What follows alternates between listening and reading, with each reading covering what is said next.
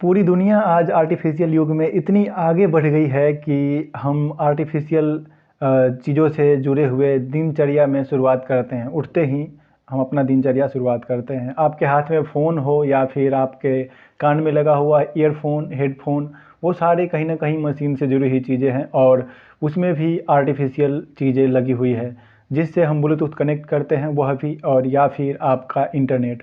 आज पूरा दुनिया इसी चीज़ पे आगे बढ़ रही है और आप देखते हैं कि 3G, 4G, 5G और 6G तक की बात चल रही है और दुनिया इसमें इतनी आगे बढ़ गई है कि इसको रोकना बड़ा मुश्किल लग रहा है।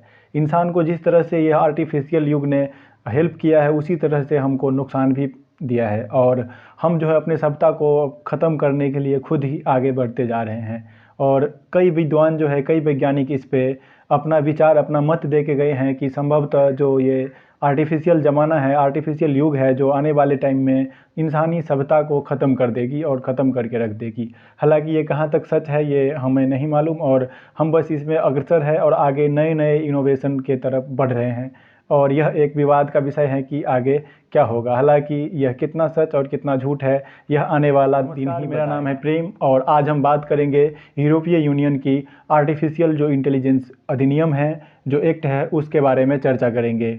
तो यूरोपीय यूनियन ने अपने यहाँ पे एक आर्टिफिशियल इंटेलिजेंस एक्ट लाया है और इस एक्ट में क्या कहा गया है, इस प्रावधान के बारे में हम चर्चा करेंगे और देखेंगे कि इस प्रावधान में क्या क्या जो था ये किया गया था विचार। तो सबसे पहले नंबर पे हमारा जो यूरोपीय यूनियन का ये आर्टिफिशियल इंटेलिजेंस एक्ट है, जो सुर्खियों में क्यों है अभी, इसके बारे में हम देख रहे हैं। तो यूरोपीय संसद, जो कि यूरोपीय संघ के महत्वाकांक्षी आर्टिफिशियल इंटेलिजेंस अधिनियम के एक नए मसौदे पर सहमत हो गई है। अधिनियम में क्या प्रावधान है? पहले प्रावधान में इस अधिनियम के अंतर्गत एआई में, आर्टिफिशियल इंटेलिजेंस में पारदर्शिता, विश्वास और जवाबदेही लाना और यूरोपीय संघ की सुरक्षा, स्वास्थ्य, मौलिक अधिकारों और लोकतांत्रिक मूल्यों के जोखिमों को कम करने की एक रूपरेखा तैयार किया गया है। यह जो अधिनियम है इसमें दूसरे नंबर पर है प्रौद्योगिकी के कुछ उपयोगों से जुड़े नुकसान को कम करने या रोकने के दौरान आर्टिफिशियल इंटेलिजेंस के उपयोग को बढ़ावा देने के बीच संतुलन बनाए रखना है। ये टेक्नोलॉजी के लेवल पे है। और तीसरे नंबर पे जो यह एक्ट है, आर्टिफिशियल इंटेलिजेंस को एक सॉफ्टवेयर के रूप में परिभाषित करता है। आर्टिफिशियल इंटेलिजेंस जो है उसको एक सॉफ्टवेयर के रूप में इसको डिफाइन करता है और जो एक या अधिक तकनीकों के साथ विकसित होता है, जो मानव परिभाषित उद्देश्यों के दिए गए सेट के लिए सामग्री, भविष्यवाणियों, सिफारिशों या वातावरण को प्रभावित करने वाले निर्णयों जैसे आउटपुट उत्पन्न करता है। यह मशीन लर्निंग और डीप लर्निंग, नॉलेज और लॉजिक बेस्ड अप्रोच और स्टैटिस्टिकल अप्रोच पर आधारित एआई टूल्स की पहचान करता है। अधिनियम में जो है 4 जोखिम श्रेणियां हैं, जो कि अस्वीकार, उच्च, सीमित और न्यूनतम की बात की गई है। नीचे अधिनियम कुछ अपवादों के साथ अस्वीकार जोखिम श्रेणी में प्रौद्योगिकी टेक्नोलॉजी का उपयोग करने पर रोक लगाता है। इसमें सार्वजनिक स्थान, जो पब्लिक प्लेस है, उस पर रियल टाइम फेशियल और बायोमेट्रिक पहचान प्रणाली का जो है उपयोग शामिल है। और फिर सेकंड पॉइंट है, अधिनियम उच्च जोखिम श्रेणी में आर्टिफिशियल इंटेलिजेंस पर पर्याप्त ध्यान देता है। डेवलपर्स और ऐसी प्रणालियों के उपयोगकर्ताओं के लिए कई पूर्व और बाद की बाजार आवश्यकताओं को निर्धारित करता है। इसमें स्वास्थ्य देखभाल, शिक्षा, रोजगार आदि में उपयोग किए जाने वाले एआई शामिल है। अनुरूपता आकलन बाजार में आने से पहले हाई रिस्क आर्टिफिशियल इंटेलिजेंस के लिए अनिवार्य है। यह अनिवार्य पोस्ट मार्केट मॉनिटरिंग दायित्वों का अनुपालन करता है, जैसे कि लॉगिंग, प्रदर्शन डेटा और निरंतर अनुपालन बनाए रखना। तीसरे पॉइंट में है सीमित और न्यूनतम जोखिम श्रेणी में आर्टिफिशियल सिस्टम जैसे स्पैम फिल्टर या वीडियो गेम का उपयोग पारदर्शिता दायित्व जैसी कुछ आवश्यकताओं के साथ किया जा सकता है। यह पॉइंट हिंदी में लिखा है तो आपको समझने में इतनी कठिनाई नहीं होगी, आप खुद भी यहाँ पे पढ़ के समझ सकते हैं। वैसे बहुत ही आसान भाषा में समझाने की कोशिश की गई है। इसमें फिर नेक्स्ट पॉइंट है जनरेटिव एआई, जैसे कि भाषा मॉडल आधारित जो चैट जीपीटी है को अपने सिस्टम को विकसित करने के लिए उपयोग की जाने वाली किसी भी कॉपीराइट सामग्री का खुलासा करना होगा। जो एक्ट है उसमें यह भी बात की गई है। और इस अधिनियम में यूरोपीय संघ के नियामक ढांचे, जो रेगुलेटरी ढांचा है, स्ट्रक्चर है, उसके प्रस्ताव में यह भी कहा गया है कि चूंकि एआई एक तेजी से विकसित होने वाला तकनीक है, प्रस्ताव में एक भविष्य प्रमाण दृष्टिकोण है जो नियमों को तकनीकी परिवर्तन के अनुकूल बनाने की अनुमति भी देता है। इस एआई विनियम रेगुलेशन की क्यों आवश्यकता थी? यह भी यहाँ पे बात की गई है। जो रेगुलेशन में सबसे पहला है सर्वव्यापकता। एआई आवाज़ सहायता, संगीत की सिफारिश करने, कार चलाने, कैंसर का पता लगाने आदि के सहित कई प्रकार के जो है कार्य में करने में सक्षम है। और एआई आप जानते हैं कि जो जीन थेरेपी वगैरह होती है या फिर कोई भी कैंसर की थेरेपी दी जाती है, ज़्यादातर आजकल एआई के द्वारा यूज हो रहा है और आगे इसमें और भी डेवलपमेंट हमें देखने को मिलेगा। फिर सेकंड पॉइंट है ब्लैक बॉक्स। कई एआई उपकरण अनिवार्य रूप से ब्लैक बॉक्स होते हैं, जिसका अर्थ है कि उन्हें डिजाइन करने वाले यह भी नहीं समझ सकते कि एक विशेष आउटपुट उत्पन्न करने के लिए उनके अंदर क्या चल रहा है। जैसे व्हाट्सएप पे आप देखते हैं कि इनक्रिप्टेड होता है।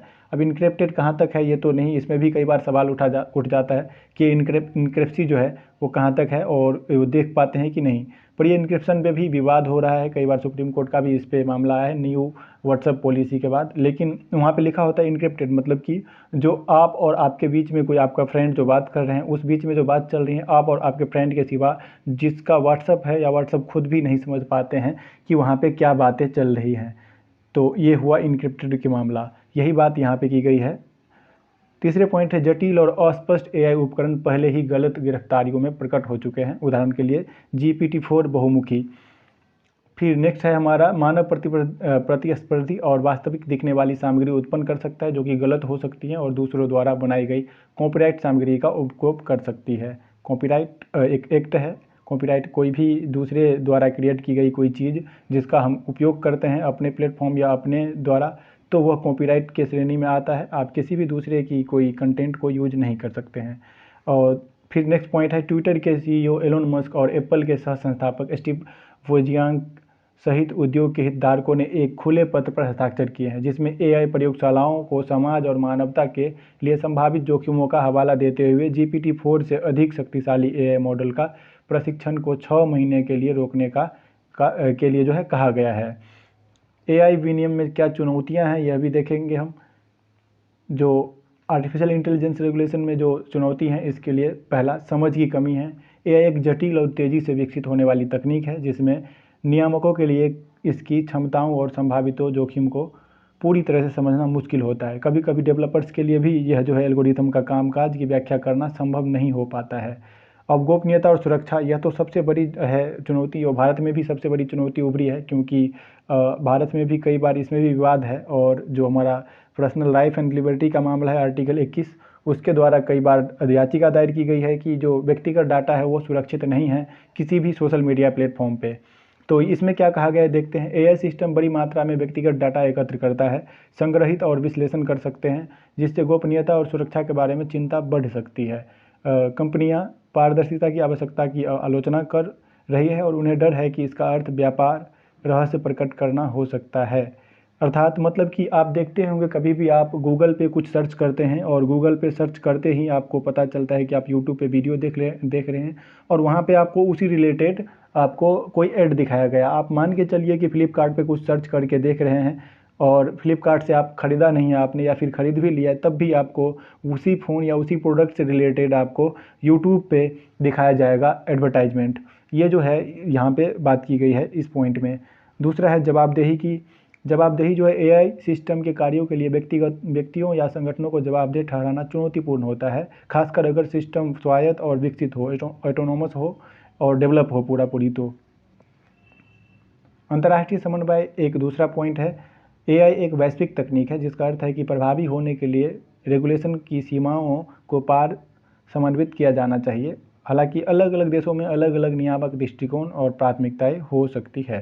तो ये एआई पे है और एआई जो स्रोत है हमारा ये द हिंदू से लिया गया स्रोत है और ये यूरोपियन यूनियन का जो था ये अपना जो उनका आर्टिफिशियल इंटेलिजेंस एक्ट था उसको हमने चर्चा किया। आपको इस एक्ट के बारे में कैसा लगा और आप कहाँ तक अपने व्यक्तिगत डाटा को सुरक्षित पाते हैं सोशल मीडिया प्लेटफॉर्म पे, ज़रूर वीडियो में कमेंट करके बताएं और कुछ अगर छूट गया हो तो आप इसमें कमेंट करके वो भी बताएं। तब तक के लिए धन्यवाद। जय हिंद।